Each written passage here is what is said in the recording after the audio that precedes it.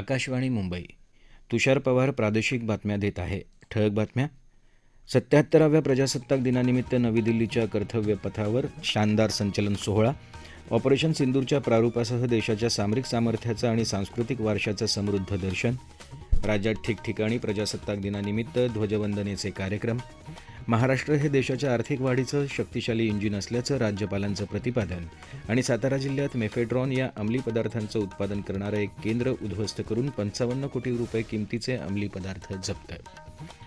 देशाचा 77वा प्रजासत्ताक दिन आज सर्वत्र साजरा होतोय. नवी दिल्लीच्या कर्तव्य पथावर राष्ट्रपती द्रौपदी मुर्मू यांच्या उपस्थितीत सेनादलं, निमलष्करी दलं तसंच सांस्कृतिक पथकांच्या शानदार संचलनानं मानवंदना दिली. ऐकूया अधिक माहिती आमच्या प्रतिनिधींकडून. स्वातंत्र्याचा मंत्र वंदे मातरम आणि समृद्धीचा मंत्र आत्मनिर्भर भारत या संकल्पनेवर आधारित शानदार संचलन सोहळा आज नवी दिल्लीच्या कर्तव्य पथावर संपन्न झाला. युरोपियन काउन्सिलचे अध्यक्ष अँटोनियो कोस्टा आणि युरोपियन कमिशनच्या अध्यक्ष उर्सुला फॉन डेर लेयन प्रमुख पाहुणे म्हणून उपस्थित होत्या. प्रधानमंत्री नरेंद्र मोदी, संरक्षण मंत्री राजनाथ सिंग आणि इतर केंद्रीय मंत्री, संरक्षण दलांचे प्रमुख, तिन्ही सेना दलांचे प्रमुख आणि इतर वरिष्ठ अधिकारी, लोकप्रतिनिधी या सोहळ्यासाठी देशभरातून आमंत्रित केलेले विशेष पाहुणे आणि हजारोंच्या संख्येने जनसमुदाय हा नेत्रदीपक सोहळा पाहण्यासाठी उपस्थित होता. ऑपरेशन सिंदूरचं प्रारूप दाखवणारा लष्कराचा चित्ररथ, ब्राह्मोस आणि S-400 क्षेपणास्त्र, अर्जुन रणगाडा, 16 लढाऊ विमानं आणि भारताच्या सामरिक सामर्थ्याचं दर्शन घडवणारी शस्त्रास्त्र हे संचलनाचं प्रमुख आकर्षण होतं. बॅटल ॲरे पद्धतीने म्हणजे प्रत्यक्ष युद्धभूमीवरची व्यूहरचना दाखवणारं संचलन प्रथमच प्रजासत्ताक दिनी पाहायला मिळालं. अनेक पथकांचं नेतृत्व महिला अधिकाऱ्यांनी केलं. विविध राज्य आणि केंद्र सरकारी विभागांचे मिळून 30 चित्ररथ आपापल्या कामगिरीचं दर्शन घडवणारी दृश्य धारण करून मानवंदना देत होते. गणेशोत्सव या संकल्पनेवर आधारित महाराष्ट्राचा चित्ररथ लक्षवेधी ठरला. मुख्य सोहळ्यापूर्वी प्रधानमंत्री नरेंद्र मोदी यांनी वीर जवान स्मारकावर पुष्पचक्र अर्पण करून देशासाठी प्राणांचं बलिदान देणाऱ्या शहीदांना आदरांजली वाहिली. 77व्या प्रजासत्ताक दिनानिमित्त राज्यभरात शासकीय, निमशासकीय कार्यालयं, शाळा, महाविद्यालयं तसंच गृहनिर्माण संस्थांच्या आवारात ध्वजवंदनांसह अनेक कार्यक्रमांचं आयोजन करण्यात आलं होतं. प्रजासत्ताक दिनाचा राज्याचा मुख्य सोहळा मुंबईत दादर इथल्या शिवाजी पार्क मैदानात झाला. यावेळी मुख्यमंत्री देवेंद्र फडणवीस यांच्या हस्ते ध्वजवंदन झालं. विधान परिषदेचे सभापती राम शिंदे, मुंबईचे पालकमंत्री मंगलप्रभात लोढा, राज्याचे मुख्य सचिव राजेश अग्रवाल यांच्यासह पोलीस अधिकारी, मान्यवर आणि नागरिक या सोहळ्याला उपस्थित होते. यावेळी मुख्यमंत्र्यांनी राज्यातल्या जनतेला संबोधित केलं. राज्यघटनेतल्या स्वातंत्र्य, समता आणि बंधुतेच्या मूल्यांमुळेच देश वेगानं प्रगती करत असल्याचं त्यांनी नमूद केलं. देशाच्या विकासाचं इंजिन म्हणून आपला महाराष्ट्र अतिशय चांगल्या पद्धतीनं काम करतोय आणि नुकतंच डाव्होस येथे जी काही वर्ल्ड इकॉनॉमिक फोरम झाला त्या ठिकाणी महाराष्ट्राने 30 लाख कोटी रुपयाची गुंतवणूक त्याचे करार संपन्न केले आणि महाराष्ट्र थांबणार नाही, तो पुढेच जात राहील अशा पद्धतीनं महाराष्ट्राची वाटचाल अधोरेखित केली. सरकार शेतकऱ्यांच्या कल्याणासाठी वचनबद्ध आहे. नदीजोड प्रकल्पाद्वारे महाराष्ट्र दुष्काळमुक्त केला जाईल असं आश्वासन त्यांनी दिलं. सौर कृषीवाहिनी आणि सौर पंपांच्या बाबतीत महाराष्ट्र जगात आघाडीवर असल्याचं त्यांनी सांगितलं. लाडकी बहीण योजना, मोफत वीज आणि प्रधानमंत्री आवास योजनेच्या माध्यमातून समाजातील प्रत्येक घटकाचा विकास केला जात असल्याचं ते म्हणाले. महाराष्ट्र भारताच्या अर्थव्यवस्थेचा कणा बनेल असा विश्वास त्यांनी व्यक्त केला. पुणे पोलीस मुख्यालयात झालेल्या सोहळ्यात उपमुख्यमंत्री अजित पवार यांच्या हस्ते ध्वजवंदन झालं.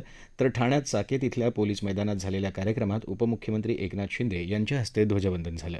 मुंबई महानगरपालिकेच्या मुख्यालयात आयुक्त तसंच प्रशासक भूषण गगराणी यांच्या हस्ते ध्वजवंदन झालं.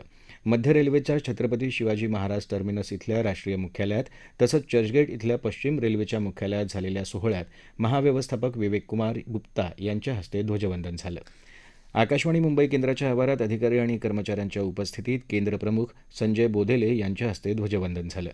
नाशिकमध्ये जलसंपदा आणि कुंभमेळा मंत्री गिरीश महाजन यांच्या हस्ते, रत्नागिरीत पोलीस कवायत मैदानावर झालेल्या सोहळ्यात पालकमंत्री डॉक्टर उदय सामंत यांच्या हस्ते, सांगली इथं ध्वजारोहणाचा मुख्य शासकीय कार्यक्रम विश्रामबाग सांगली इथं पालकमंत्री चंद्रकांत पाटील यांच्या हस्ते झाला.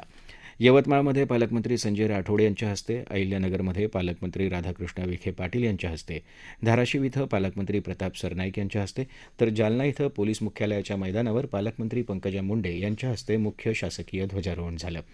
सातारा जिल्हा क्रीडा संकुलात पालकमंत्री शंभूराज देसाई यांच्या हस्ते, नांदेडमध्ये पालकमंत्री अतुल सावे यांच्या हस्ते, कोल्हापूर इथं पालकमंत्री प्रकाश आंबेडकर यांच्या हस्ते, परभणीत पालकमंत्री मेघना साकोरे बोर्डीकर यांच्या उपस्थितीत, तर लातूरमध्ये मुख्य शासकीय ध्वजारोहण सोहळा शिवेंद्रराजे भोसले यांच्या हस्ते झाला.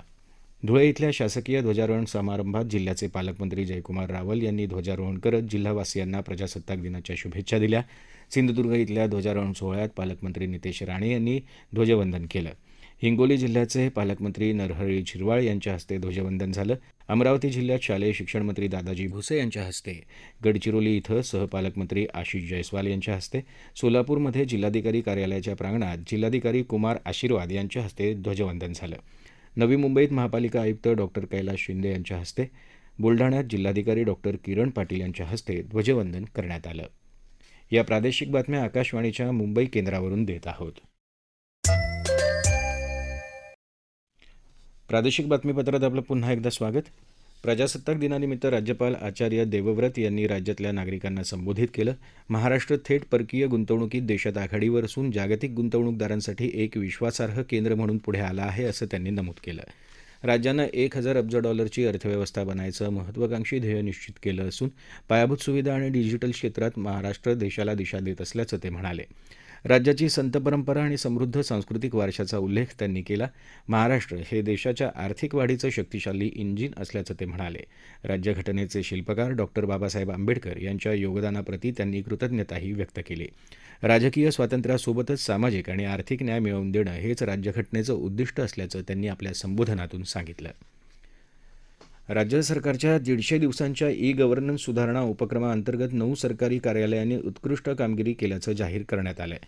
भारतीय गुणवत्ता परिषदेच्या मूल्यांकनानुसार या कार्यालयांची निवड झाल्याचं मुख्यमंत्र्यांच्या कार्यालयानं दिलेल्या निवेदनात म्हटलं आहे.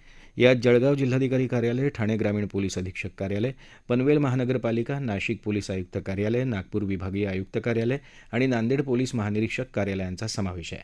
त्याचप्रमाणे तंत्रशिक्षण संचालनालय, महाराष्ट्र सागरी मंडळ आणि सार्वजनिक बांधकाम विभाग या कार्यालयांचाही यात समावेश आहे.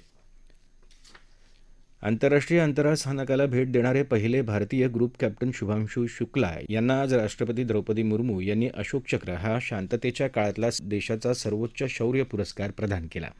77व्या प्रजासत्ताक दिनी कर्तव्यपथावर झालेल्या या भव्य सोहळ्यात हा कार्यक्रम झाला. गेल्या वर्षीच्या जून महिन्यात ॲक्सिओम 4 या मोहिमेअंतर्गत शुभांशू शुक्ला हे अंतराळात जाणारे दुसरे तर अंतराळ स्थानकावर राहणारे पहिलेच भारतीय ठरले. विविध क्षेत्रातल्या उल्लेखनीय कामगिरीसाठी पद्म सन्मान जाहीर झालेल्या मान्यवरांमध्ये यंदा महाराष्ट्रातल्या 11 जणांचा समावेश आहे. त्यात कृषी क्षेत्रातल्या उल्लेखनीय कामासाठी पद्मश्री पुरस्काराचे मानकरी ठरलेले परभणीचे श्रीरंगदादा लाड यांनी प्रतिक्रिया व्यक्त करताना सांगितलं. आनंद एवढ्या गोष्टीचा आहे की आता हा पुरस्कार मिळाला, त्याचं जाहीर झालं, ज्यावेळेला वरतून काही जाहीर झालं त्यावेळेला शेतकऱ्याची उत्सुकता असते की अरे बाबा एवढं मिळालं काहीतरी आहे आणि त्या दिशेने मग तो उत्पन्न घ्यायला लागतो. तेव्हा खात्री झाली की या पद्धतीने शेतकरी उत्पन्न घेईल आणि खात्री आहे की या पद्धतीने उत्पन्न घ्यायला त्याचं उत्पन्न वाढणार आहे, त्याला आनंद होणार आहे. त्याच्या आनंदाचा मला आनंद झालेला आहे. पालघर जिल्ह्यातले ज्येष्ठ आदिवासी तारपावादक भिकल्या धिंडा यांना पद्मश्री पुरस्कार मिळाल्याबद्दल त्यांनी आनंद व्यक्त केला. महसूल गुप्तचर संचालनालयानं सातारा जिल्ह्यात मेफेड्रॉन या अंमली पदार्थांचं उत्पादन करणारं एक केंद्र उद्ध्वस्त करून 55 कोटी रुपये किमतीचे अंमली पदार्थ जप्त केले आहेत. गेल्या शुक्रवारी ही कारवाई केल्याची माहिती अधिकाऱ्यांनी दिली. भारतीय क्रिकेट नियामक मंडळ BCCIचे माजी अध्यक्ष इंद्रजीत सिंग बिंद्रा यांचं काल निधन झालं. ते 84 वर्षांचे होते. छत्तीसगडच्या बिजापूर जिल्ह्यात नक्षलवाद्यांनी पेरलेल्या अनेक प्रेशर बॉम्बचे स्फोट होऊन सुरक्षा दलाचे 11 जवान जखमी झाले आहेत. पोलीस अधिकाऱ्यांनी आज ही माहिती दिली. ठळक बातम्या पुन्हा एकदा.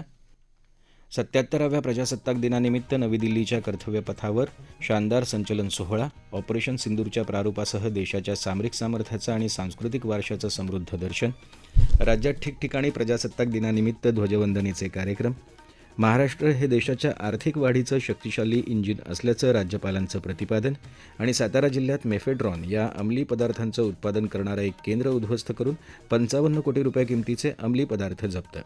याबरोबरच आकाशवाणी मुंबई केंद्रावरचं हे प्रादेशिक बातमीपत्र संपलं. पुन्हा भेटूया संध्याकाळी 5 वाजता आकाशवाणी मुंबईच्या पुढच्या बातमीपत्रात.